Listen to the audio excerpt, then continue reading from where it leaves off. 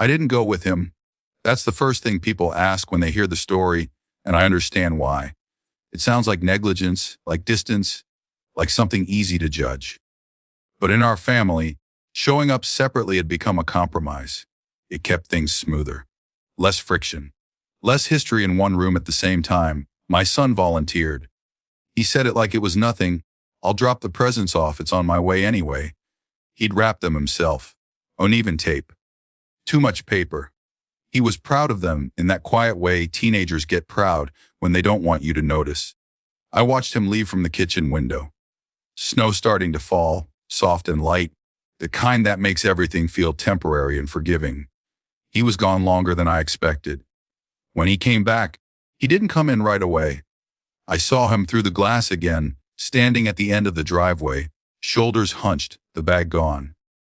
For a moment I thought maybe he'd forgotten his phone, or maybe he was just shaking snow off his shoes. Then he opened the door. He didn't slam it. He didn't sigh. He just took his coat off slowly and hung it where it always goes. The care he took with that small motion is what told me something had gone wrong. She didn't take them, he said. I waited. I've learned not to rush the truth when it's trying to decide how much it can afford to reveal. She said they were keeping it small this year. He went on. Only real family. He said it evenly. No accusation. No tremor. That scared me more than tears would have. And then, I asked. He shrugged. Then she closed the door. That was it. No argument. No misunderstanding. No chance to reinterpret it later in kinder language.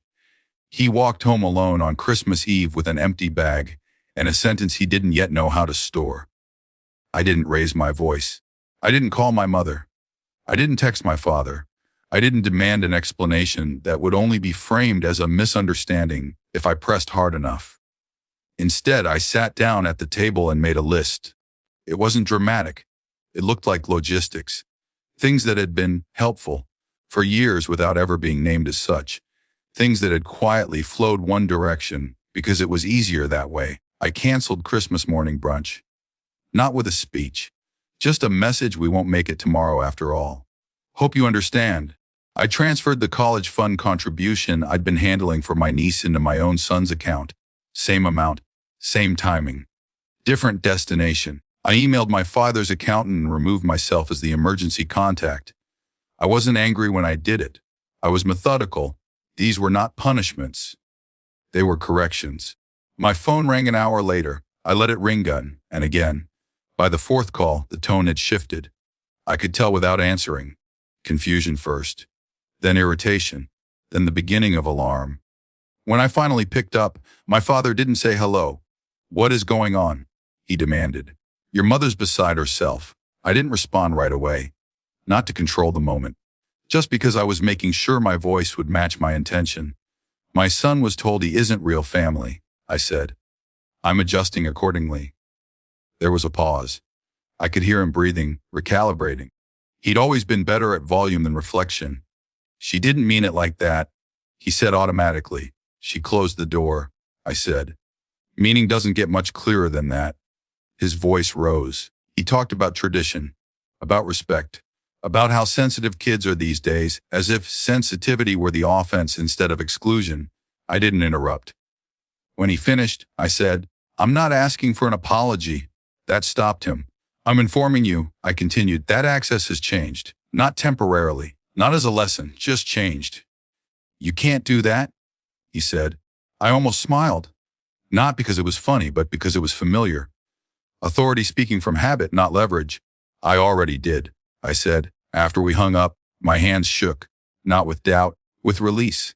Like something I'd been holding in place for years had finally been allowed to fall. Later that night, my son and I sat on the couch. We didn't talk about what happened right away. We watched something forgettable and passed a bowl of popcorn back and forth. Eventually, he said, Did I do something wrong? No, I said immediately. Too quickly. I softened it. No. You didn't. He nodded, but I could tell the sentence had lodged somewhere deep, waiting to resurface later in a quieter moment.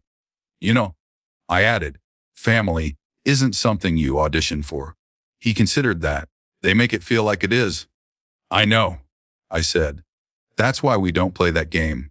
He leaned his head against the back of the couch. Relief didn't arrive all at once. It rarely does, but something steadier took its place. My father called 3 more times that night. The messages grew sharper, then strangely polite, then wounded. I didn't respond. Not because I wanted them to suffer, but because I wanted the change to stand without negotiation. The snow kept falling. The house stayed quiet. Christmas arrived without ceremony, and somehow that felt right. Some relationships don't end with a fight. They end with a door closing and someone else deciding not to keep knocking.